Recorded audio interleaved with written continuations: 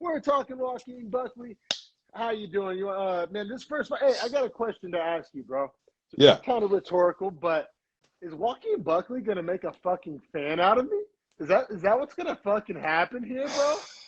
I don't know, man. Did he make a fan out of you this fight? Yeah. I don't know about that.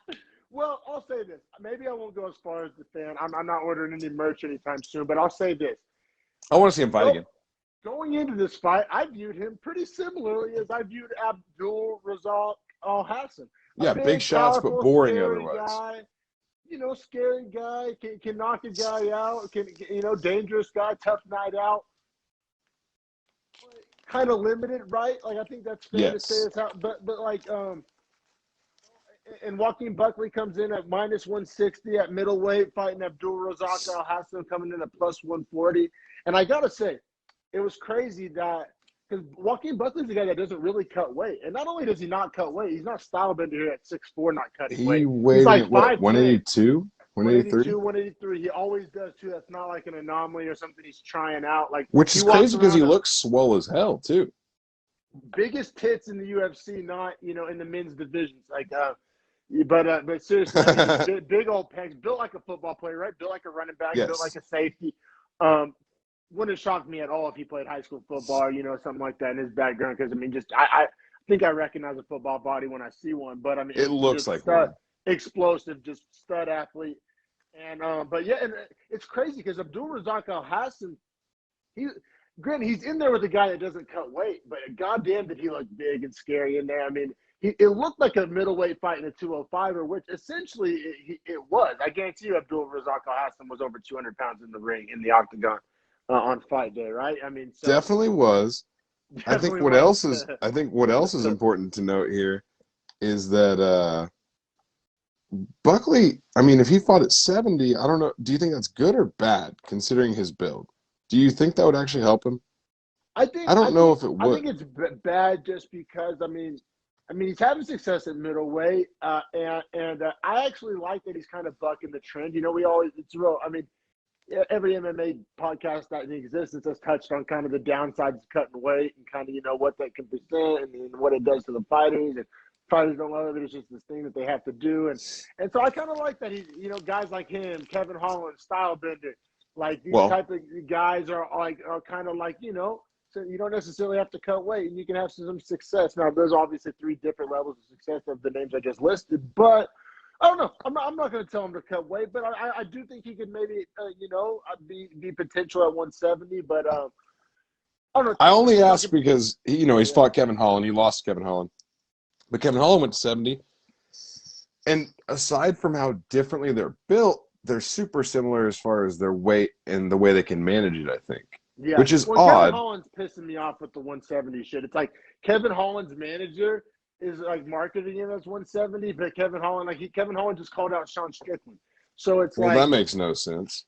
You know what I mean? It's I'm starting to get annoyed with the Kevin Holland weight class kind of saga there. But anyway, we're talking Joaquin Buckley, Abdul Razak Alhassan here. And yeah, man, like I said, going into this fight, I kind of viewed Buckley as just kind of this power puncher, this striker. I mean, not just the punch, he has the famous viral spinning kick knockout too, but definitely a power striker, a knockout hunter, right? It's kind of how we viewed him. I think Vegas's odds, so like Joaquin Buckley's minus 160, Abdul Razak Alhassan's plus 140. I think that kind of reflects it, right? Because Abdul Razak Alhassan, all of his wins are by knockout TKO. Oh yeah, like literally all of them. Like I think 11 out of 11 or 12 out of 12. Like literally all. And so like for Vegas, they're saying like, okay, he has. Sorry, pause.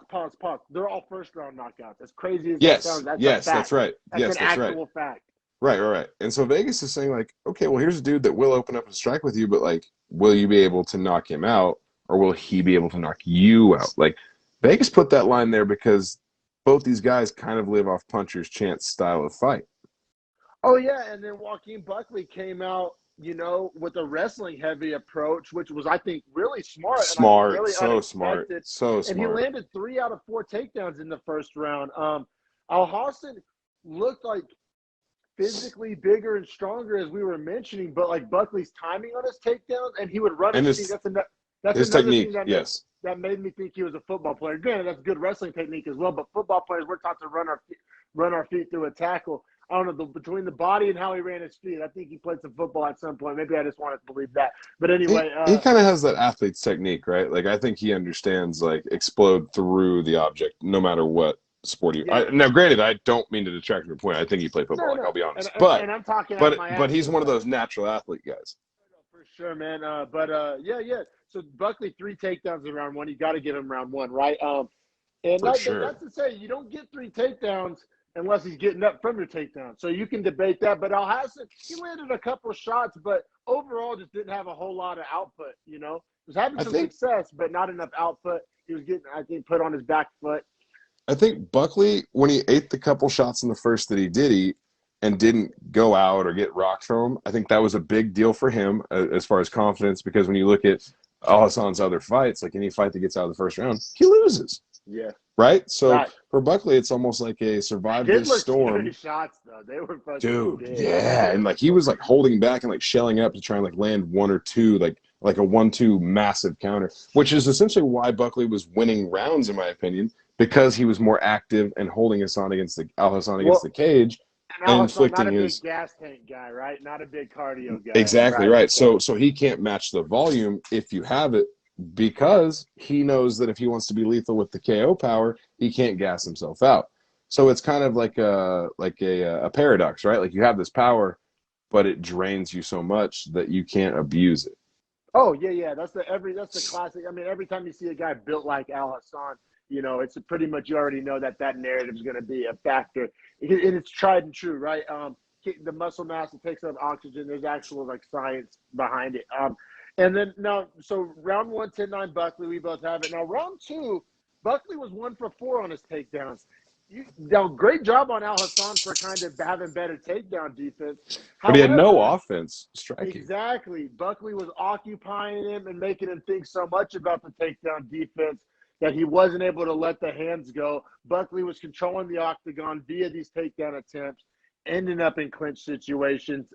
And Buckley, though, that he also started to go to the body, those brilliant just hooks to the body that he really started to let fly in round 2, and I thought was just gorgeous and really smart. Once again, and that's another thing that, like, Buckley, when I say, is he going to make a fan out of me, or I change the way I view him, he's definitely, like, heady, right? Like, because he talks cocky, he's an athletic guy. He has the viral moments. He kind of does gimmicky stuff for clicks.